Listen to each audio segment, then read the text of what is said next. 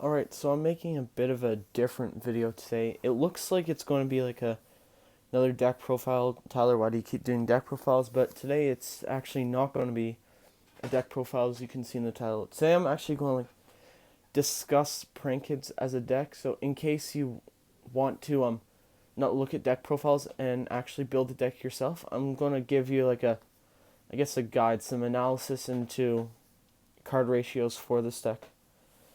So start off, go over the overview of the deck, like some strengths and weaknesses. So the biggest strength that I can see with Prank Kids is both its consistency and its ability to grind.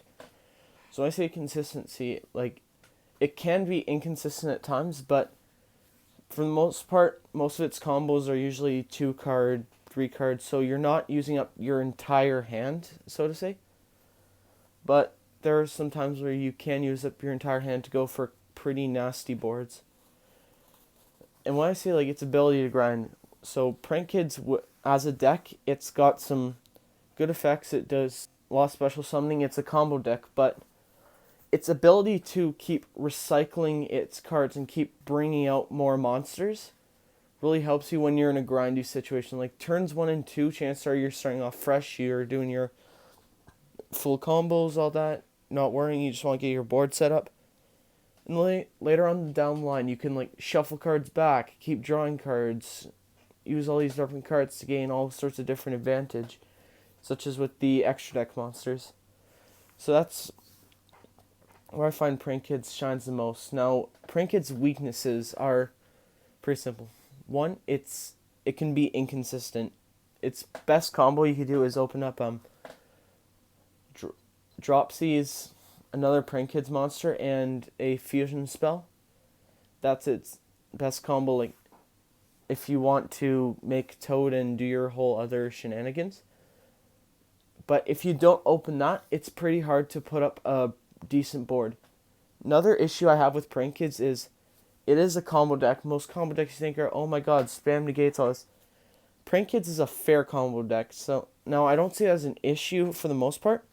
Like if you're playing at locals, it's a fair combo deck. You don't want to be U-linking your opponent when they're playing like ABC Cyber Dragon. But when it comes to more competitive levels, it's such a fair combo deck is a downfall of the deck, because with it being fair, it doesn't do anything particularly crazy. Nothing that will like auto win you games. So you have to really work for your games. Another thing is this deck is incredibly weak to floodgates. Like someone flips up like goes in a rivalry, you're probably dead. If they flip up there can only be one, it's hard to get around, but chances are if you can't get around it, you're dead. Like it's when it comes to back row, it's such a fragile deck that you kind of have to build your deck around back row. So enough rambling on. I want to get into some of the ratios now. Starting off with ratios with the main deck. Of course, you need the 3 of every monster. That's 3 of every monster in Prank Kids is a must. So the 2 of the cards, Roxy's and Fansies, they're decent cards, got decent effects. Believe it or not, Roxy's is actually my least favorite card because I get the 1-for-1 trade-off is pretty good, but then again, I don't want to banish like valuable cards from my hand. With Fansies, it's good to set up the grave, but after you dump your traps, there's nothing really else you want to dump with Fansies other than like the fusions. What I find are the best main deck Prank Kids monsters are Dropsies and Lampsies, because these are so helpful in the grind game now with especially with time rules. Your games will tend to go long if you open up well. So if you get like down to time, which has happened to me, you could use any of these 2 user effects and steal games just off the time rules. Also, another cool thing about Fansies, which makes it a little bit better than Roxy's, is that card Fansies can actually beat Droll. So say you're like do yourself, your opponent's like, oh look, Droll, you can't add cards from your hand. You can't add cards from your deck to your hand. Fansies says, okay, that's fine. I could send cards to the graveyard, then add them to my hand from the grave. So that's helpful. You can't run any less than 3 of each Prank Kids monster. It's a given. Go along with the spell lineup. So 3 place, I find that it's best to run in 3 place because this is your rota for any monster. Let's say you open up like Invocation and a Prank Kids monster. If you have place in your hand, there you go. Play place, get your other monster out, full combo. If you already have full combo, you could use place to bait hand traps out. Same with another card I'll show later on. So now 2, I feel like you need to run this at 3 with the deck. So cards you could change ratios with now are 2 of the fusion and 2 pranks. So you can run any ratio. You can run 3, you can run 2, you can run 1. It's all fine. So I'd say for these ratios, if you're playing like with the fusion, let's focus on the fusion for now. If you're playing pure prank kids, I could see you wanting to run this at 3 because obviously it's a fusion spell, it's a starter, you can search it off, it's all good. But with my build in particular, with the invoked, I want to run less of these because I'll want to search them. I'll always want to have like 2 Pandemonium for my combos on my opponent's turn, but I don't want to open with this because I don't want to be locked out of my extra deck for any other cards that I could possibly use. So honestly, you can run any kind of ratio. You could run 3, you can run 2, but that's where I'd like cut. Running 1 isn't really the best. I'd say run 2 or 3 because if you open it, it's fine. If you open with it in pure prank kids, it's great. You could run it at 3 in that build, but if you're playing any other variant, I wouldn't recommend like running more than 2 because you'll want to search this. Now with pranks, same deal. You could run any ratio of pranks you want. It's your recycling card. It's good to search off. It can help you with breaking your hands, but sometimes I feel like you'll want to draw your fusion spells more than you'll want to draw pranks. So that's my logic behind running 2 pranks. It's probably really bad logic, but screw, we're going to go with it. Now, with the trap, I'd say with the trap, run 1 to 2 copies of it because it's okay to run 2 copies of it because if you draw 1 copy of plan, at least you'll have another plan in your deck to protect yourself. But ideally, you don't want to open this up. So what I usually do with my Prank Kids builds is if I'm running 40 cards, have 2 copies of plan. So if I draw a copy, I don't need to worry because I have another plan in deck that can still be live. But if I'm playing more than 40 cards, I'll only want to run 1 because it's giving me running more than 40 cards gives me less consistency, means less consistent openings of this card. Now I want to go along with some other Prank Kids stuff that can help. So what I showed you right here, the spell lineup, trap lineup, the monster lineup, all that is going to be your Prank Kids core. So your core is about 20 cards, meaning you can run other stuff. I'll show you some stuff I would 100% recommend you running in your Prank Kids deck, and then the rest is up to you with what you want to do. So ideally, it would be a good idea to run hand traps if you want. I'm choosing Ash Blossom because it's like the quintessential hand trap. It's good in every matchup you could think of. So any hand trap's good. You can run Ash, Veiler, you can run like Droll, Ghost Ogre, Impermanence, anything you want to run. I'm just using, like I said, I'm using Ash as an example. It's such a good card because you have a small engine, so you can afford to run the hand traps for extra disruption. Also, you don't want your combo pieces to get banished from grave. Not banished from grave. You don't want your combo pieces to get hand trapped. Though it can play around hand traps, you don't want like your Rocket Ride or any of your other cards to get Veilered or Impermanence, or you don't want. Actually, never mind. This card doesn't work with Impermanence. You just don't want your cards getting hand trapped and your combos getting disrupted. So I'd recommend running 3 Called by the Grave with your deck. Terraforming, of course, you'll want to run Terraforming. Search out your field spell. Now, if you're running if you're running invoked Prank Kids, what I'd recommend with invoked Prank Kids for your engine is at least 2 copies of Alistair. I'm running 3. At least 2 copies of Meltdown, and 2 to 3 copies of Invocation. Now, if you're playing pure Prank Kids, I'd say probably run 2 or 3 of this. If you're playing Invoke Prank Kids, 100% you need 3 of Invocation. Which is why I also feel like you'll need 3 of either Meltdown or 3 of Alistair. I chose Alistair.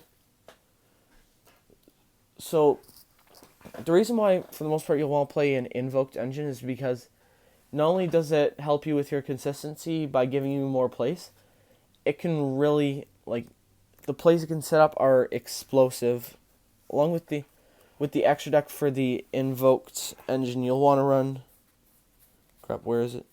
You'll want to run Purgatrio and Mechaba. Mechaba is a must, along with these 2 Link monsters, Almirage and Secure Gardener. So the reason why I'm choosing these lineup is because if you have Alistair, if you're going Link first, you can go Alistair, search Invocation, make Almirage, make Secure Gardener. There you go, you have Alistair and Grave, you have a light on the field, banish both, make Mechaba pass. But if you're going second and you want to help kill your opponent faster, and the only really good play you have is Alistair, go Alistair, get your fusion, link off into Almirage, and make Purgatrio attack everything your opponent has. So that's why I'd recommend running this lineup if you're playing the invoked variant. But there. Now with other cards. For your fusion package, you'll want to run Instant Fusion and Poly. You can run any amount of polys you want. If you're playing Prank Kids pure, I'd recommend running 3 poly because it's probably your best combo starter along with Invocation. Since I have Invocation, I don't really have much of a need for poly in the opening, so I want to run 2 because, in the great words of Farfigh and his friends, you want to see it sometimes but all the time. With Instant Fusion, you'll want to run it at 3, 100%, because not only is this good if you're going second to help you OTK, if you open this and a Prank Kids monster, there you go, you have an easy 2-card combo. And if you want special summon, other weird stuff you can add to your deck is reasoning, 1-for-1. You can add some ways to special summon monsters. You can add more hand traps. It's up to you. Now with the extra deck, if you're playing pure Prank Kids, this is the extra deck I recommend. 2 Rocket Ride. 1 second.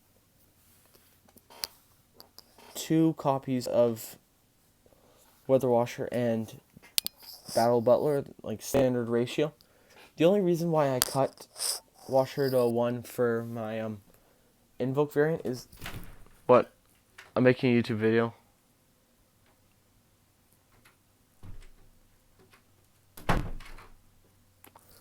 Okay, that happened. The reason why I cut this down to 1 was because I wanted to have more space in my extra deck for stuff for my invoked engine. Battle Butler, you can run 1 to 2, but ideally you'll only want to be activating his effect once. Also, you can recycle him with your copy of Pranks. I think it's Pranks or Plan. I'm stupid. I can't remember. For the links, you'll want to run 2 Dodo, 2 Bow Wow, standard stuff, and if you want the 1 Roaster. The reason why I cut this was extra deck space. Also, I felt like I wasn't making this as much as I wanted to. Of all the games of Prank Kids I've played, I've only really had to make Roaster once. Deal with back row. It's just that you have other back row options like Twin Twister and Red Reboot available that you don't need to make yourself lose monsters in order to get rid of some back row. And for the finisher, I call this finishers because ideally Prank Kids is a deck. It's got good combos, but it doesn't have anything that could really end games, anything super crazy other than well-timed Battle Butler effect. But other than that, you'll want cards to end games. So You can run Borreload, Boral Sword, you can run Avermax, you can run the new BLS monster. I think it was Soldier of Chaos. I just have Borreload because it was easy to get and it was a good option for me. I'm going to definitely get Boral Sword as soon as I can.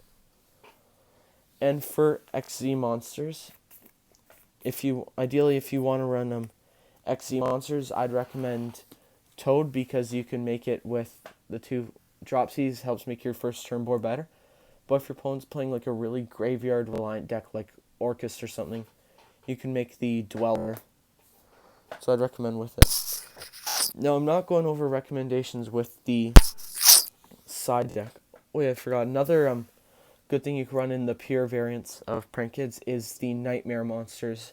Help you get rid of some problematic stuff. You can even run them in other variants. It's just that, like I said a few times before, I need the extra deck space for the Invoked Engine.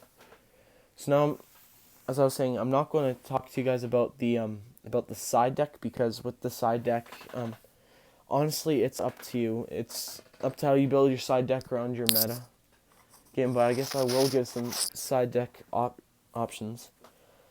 You already have the Dweller in your extra deck to make Thunder Dragon and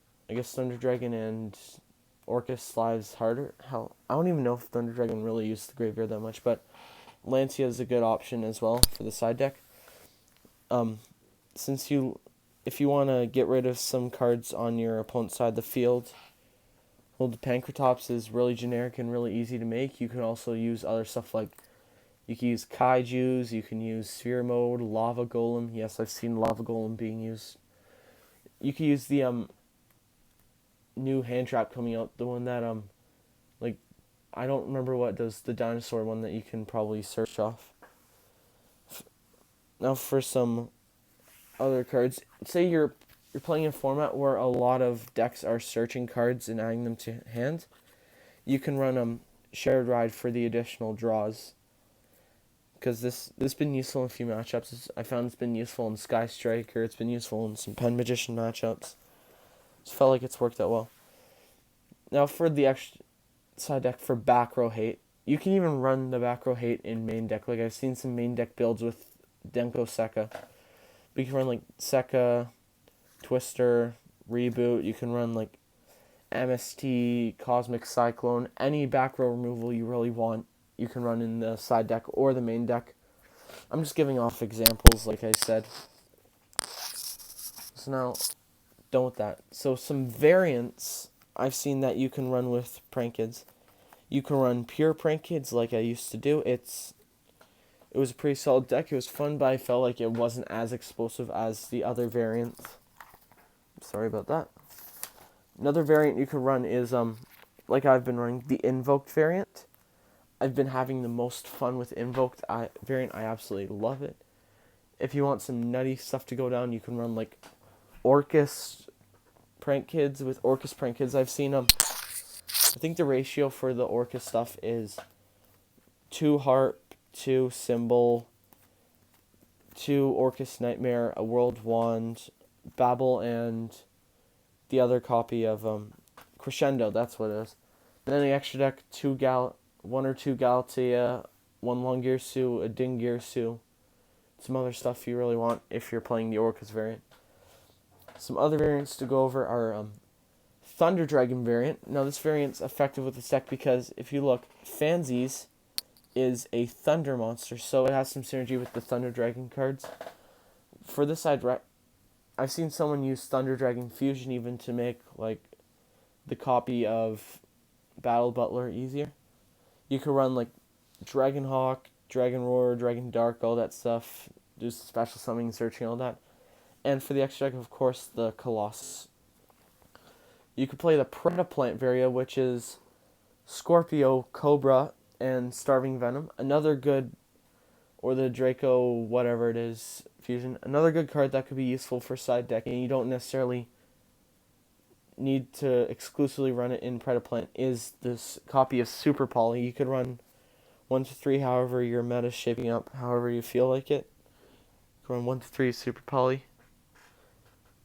And this final variant I'm going to really lift off for today is the Field Spell variant, which is 3 Planet Pathfinder. It's the one that when you I believe it's when you tribute it, when you normal summon it or something, you can tribute it, search for any field spell you want, play 3 of the pranks, maybe play another copy of Magical Meltdown, get it to 3. You could play 2 copies of the Fusion Recycling Plant, keep the Terra, but then additionally play 1 copy of Set Rotation. So I guess some final thoughts to list off of this deck. How I feel with this deck right now is it is super fun, super consistent. It can compete with all the other meta decks. I've been able to take games from Pen Magician, able to take games from Orcus, take some games from like Sky Striker and Salad and Dragon Link and all that stuff. This deck's consistent. It can grind out. It definitely has the potential to be something great. Again, like I said before, I hope it doesn't do too well, though, because I don't want this deck getting touched by the ban list. The only touch it's really had in recent years was Terraforming and Summon Sorc, but when Summon Sorceress was legal, even then I didn't really play it. I played some other stuff. So yeah, I love this deck. It's an amazing deck. You can take it to locals and do well. Same deal with regionals, YCS, nationals, worlds, whatever you want. Prank Kids is a fun deck. It's great. It's got good combos, and it's very budget. It's very affordable. I think the most expensive card used to be the field spell, like $10 or $15 a piece. Now I'm pretty sure the field spell's $5. So you can get the core very easily. I wouldn't see these under like 50 cents. You can get this right here is like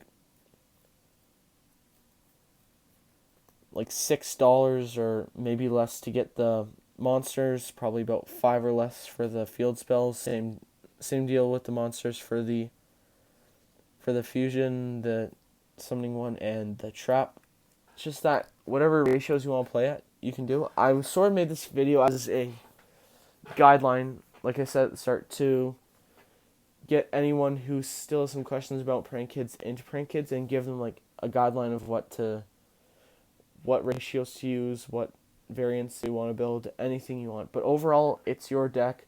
I can't tell you what to do. I can only really help you in building Prank Kids. So it's the end of this video. Comment, like, subscribe, make fun of me in the comments, whatever the hell you want, and I'm done.